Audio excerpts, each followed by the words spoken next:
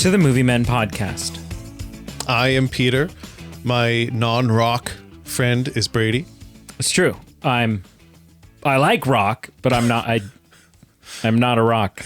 But you are reviewing... Sometimes emotionally. Well, but it is what it is. We're here to review Project Hail Mary. Have you heard of it? Well, I mean, I saw it. So yes, I have heard of it. I had not heard of it prior to like the trailers and stuff like that. Yep. I was not on the hype train with the book. And I know a lot of people were. Yep. Have you read the book? No, I haven't. Okay. My wife has, so I've heard snippets of the audiobook. Right. And when you got married, the preacher said, now you are one. So technically, you've read the book. Yeah. Yeah. I didn't know a lot about it until maybe a few weeks in advance. And I will say my one takeaway is this, for me, was one of the most unique and incredible marketing campaigns I've ever experienced, from going from zero interest to 100 with all the Ryan Gosling throwing the Hail Marys, the pseudo Jeopardy clips. Like, the marketing campaign was unique. I missed all of it. Oh my gosh. All of it. Oh, I saw the first trailer like 6 months ago or whenever that came out. Yeah. And then I kind of missed all of it. Oh yeah, and then I heard buzz. I'm talking only the marketing campaign. Yeah. I didn't see a single trailer, had no idea about the film. Trailer's part of the marketing campaign. But I'm talking just the outside of trailer marketing campaign. All the Ryan Gosling kudos. No. Initial impressions? Yeah. Are you ready? Lay it on.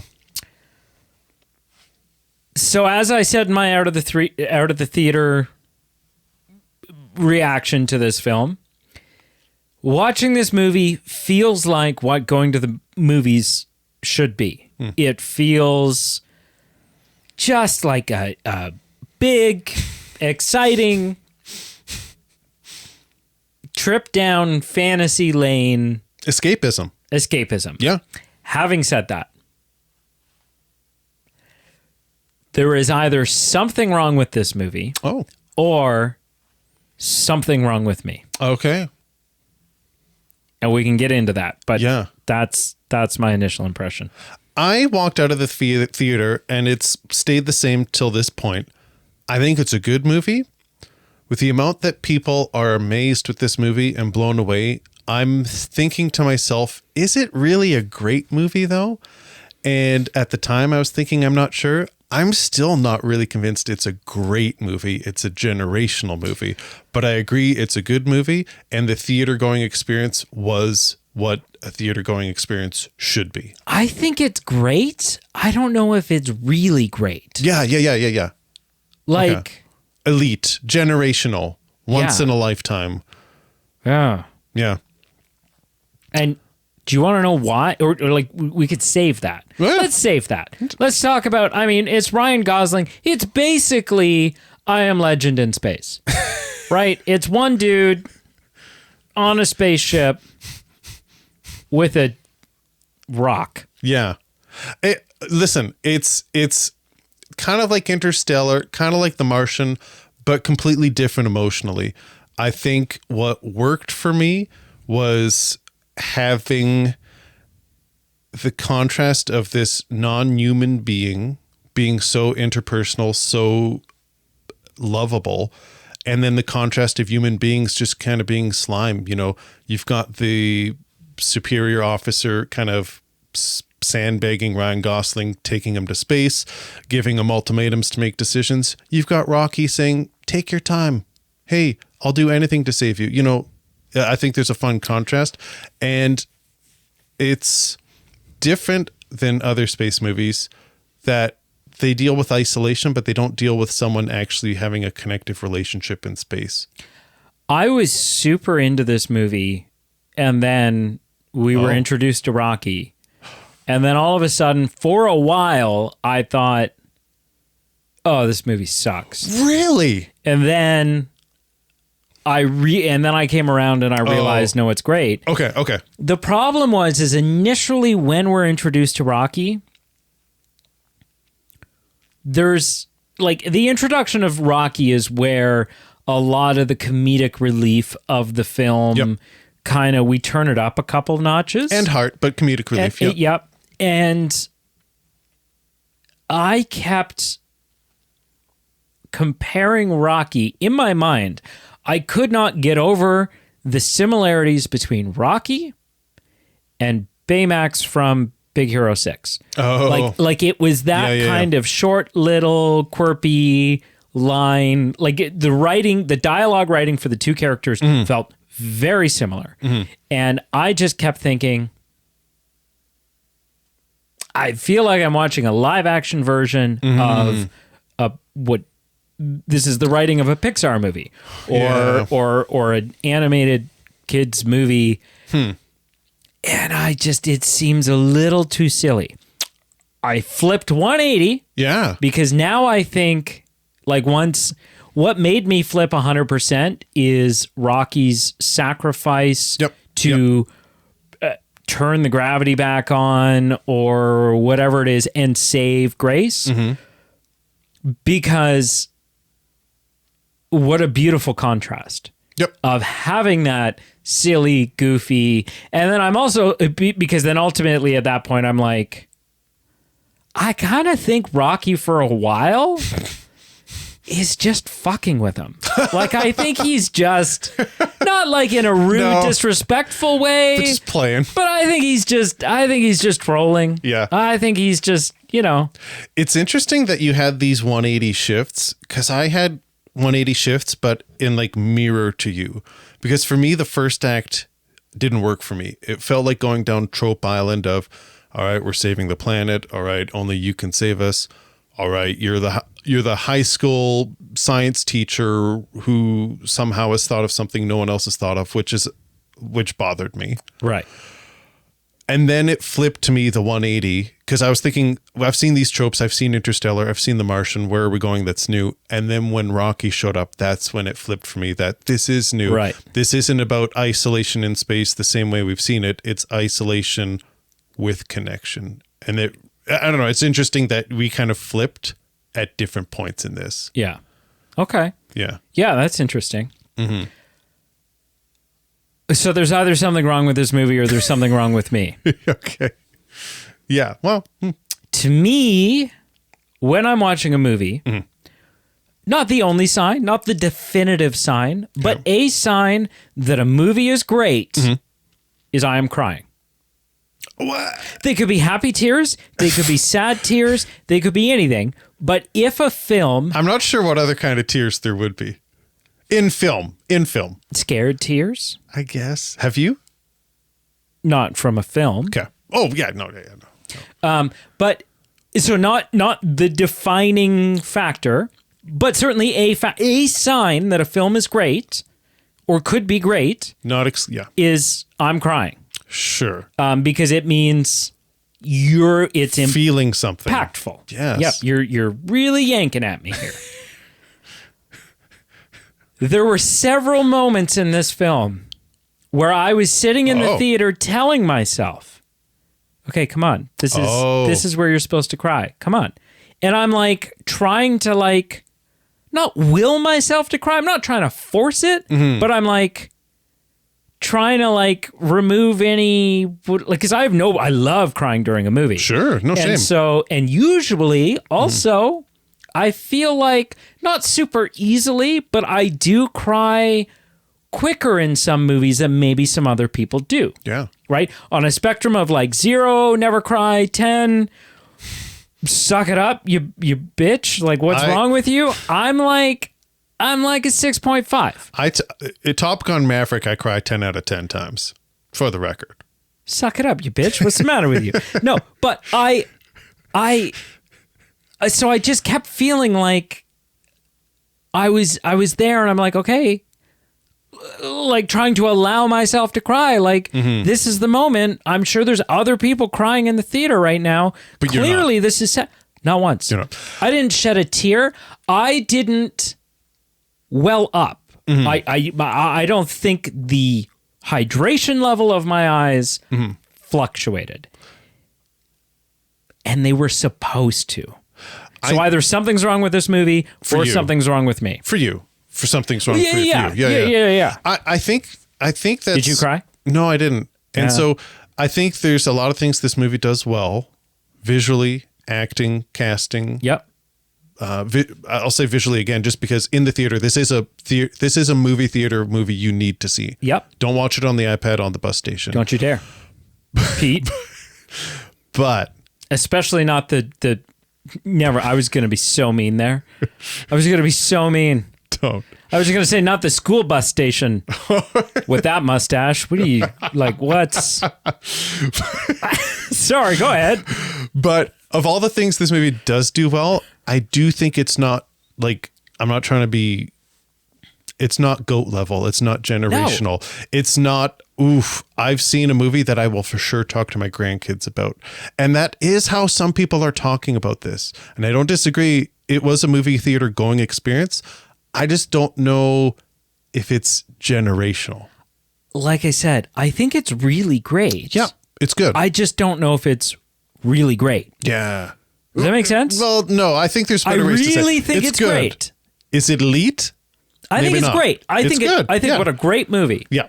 I don't think it's really great. Yeah. I don't think it's like okay. Mm-hmm. I would have to watch it again. But maybe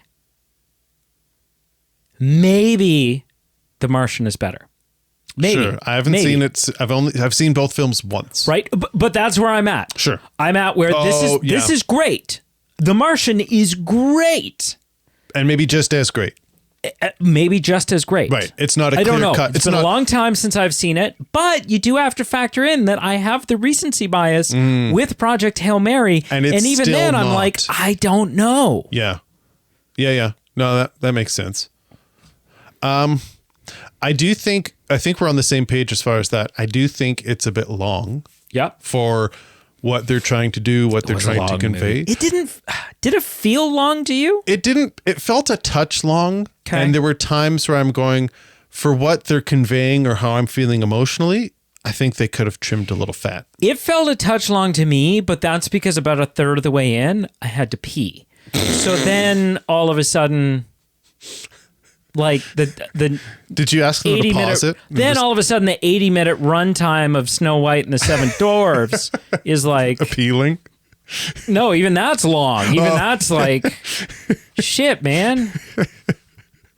I have a question for you, but it's totally going to derail everything. So what do you have anything else? Can I just say, we've talked about how it's a good film and a great film, and no matter how you fall on this scale of is it good or great, I think it's just phenomenal and interesting to observe. The filmography of both Phil Lord and Christopher Miller as directors. You go from all good films, all interesting films, but you go from... I've never heard anyone say their full names. Cloudy with a Chance of Meatballs. It's Lord Miller. What are you doing? No one has ever said their full names. Oh, well. Lord and Miller. I just did. Cloudy with a Chance of Meatballs, 21 and 22 Jump Street, The Lego Movie, and Project Hail Mary. Yeah. Like, what an eclectic... it's not like you can connect the dots in that filmography. Wait. They've done a whole bunch of other stuff, like involved with the Spider-Verse. And I was going to say. They didn't direct it. These are just their directorial credits. Okay. So I just... They were supposed to do... yes, and then they said Star no. Wars. And then like, yeah, we're good. They're like, The Han Solo one, I think. Anyway, just an observation. Like, what an eclectic filmography, to put on a resume. Lord and Miller are insane. Yeah, they're like the Russo brothers. Yeah, and listen, I'm not saying whether you think Project Hail Mary is generational or not, even more so if you think it's generational, to go to those kind of pulp, relevant, fun movies, but not anything amazing, to then Project Hail Mary. It's just an interesting ride. I like the way they told this story. I think sometimes when you are telling a non-linear story, it can be really powerful and really wonderful. Yeah. And sometimes they shit the bed. Sometimes you're like, I was having a hard time following. I didn't know when or where. Where are you saying for this one? Are you saying this is great. Oh, okay. No, this is great. Yeah, okay. Yeah. Yeah, this is great. I love that. Like, even... I'd agree. Even in... What a ballsy move that like mid-climax and shit's going down and it's like, we interrupt this program to bring you a message from the past. And then I'm like, but it's amazing, right? It's amazing. So I really liked that. Yeah. I really liked that. Yeah. I like that the film subverts expectations, that he doesn't just go home, right? That he's like, I'm going to go back and save this goddamn rock. And so he goes and saves the rock and then lives on Rock Island. And there's no way anyone, I don't know what it says in the book. I don't know if the book covers it. He stays there. He doesn't go home. No. They don't send him back. Yeah. He stays there. I think it's interesting because the flashbacks worked for me too. Again, just the thing that bothered me was him being an elementary school teacher, which nothing against school teachers and teaching elementary, but it's just such a trope in movies. But you're not going to space, bitch. Yes. It's not like you're not getting catapulted to the front of the line being the only candidate for something. Yeah. But that's more maybe the source material. The thing that I think would have been interesting, it's a completely different film. It ends on such a positive, fun vibe, but I think it would have been so interesting to end the film with being ambiguous and we don't find out if his message is delivered to Earth. So you don't see Earth at all. And you're left in the dark. Did they get his message first and foremost? And even if they did, and we would never know, is it too late or is Earth too far gone or do they not listen? I think it would have been a very darker or more ambiguous ending. I think it would have been interesting. Yeah, I don't know. It would have been interesting. It would have been, I mean, I won't fight you on that. It would have been interesting. I don't know what I was going to say.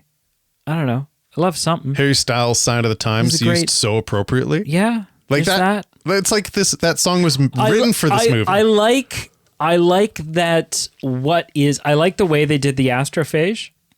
Okay.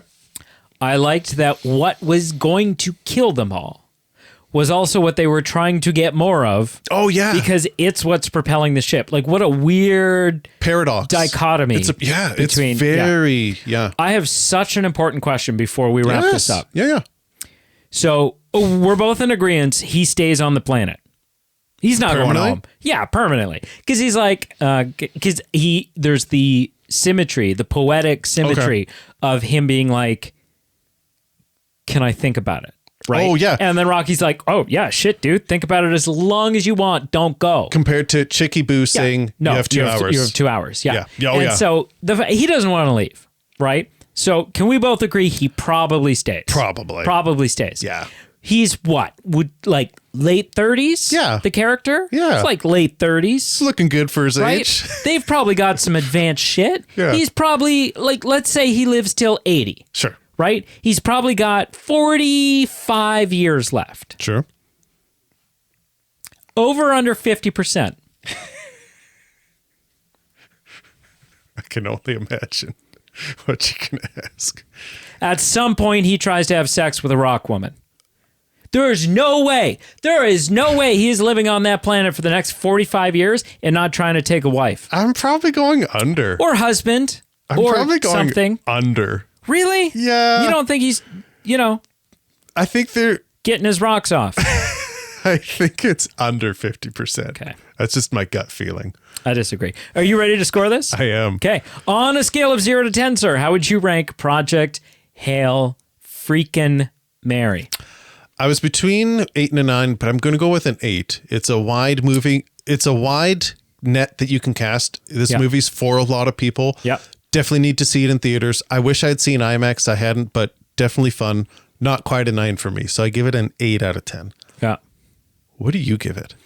I'm going to give it a 9. Okay. I think, like I said, I think this is great. It's not a 10. No. But few things are. Yep. Right? As a film, you have to, like, you literally have to just wrap your arms around me and squeeze me tight. Like, when a film tickles my innards, I don't. My innards? Yeah. I don't know. It's probably when I say innards, it's the only thing that's coming to mind is prostate, but I don't think that's where I'm going. Then it's a 10. This is a 9. It's a lot of fun. Yep. I'm factoring in the fact that there could be some recency bias in that 9, Maybe in a couple of months, if I watch it again, I would settle into something like an 8 or an 8.5. But right now, and I don't think recency bias, like if you've come out of a film and your review or your ranking is being influenced by the hype you're feeling, well, there's something to be said by that. That hype is there. For a reason. For a reason. Yeah. So I'm going to give it a 9. Cool. Yeah. Hey, like and subscribe below. You know what to do. But also let us know, what do you think? Yeah. Am I out to lunch? Did Grace have sex with a rock? Did, what was one of your points? I'm sorry, I thought about the sex rock thing. I missed everything else. I don't know what we talked about.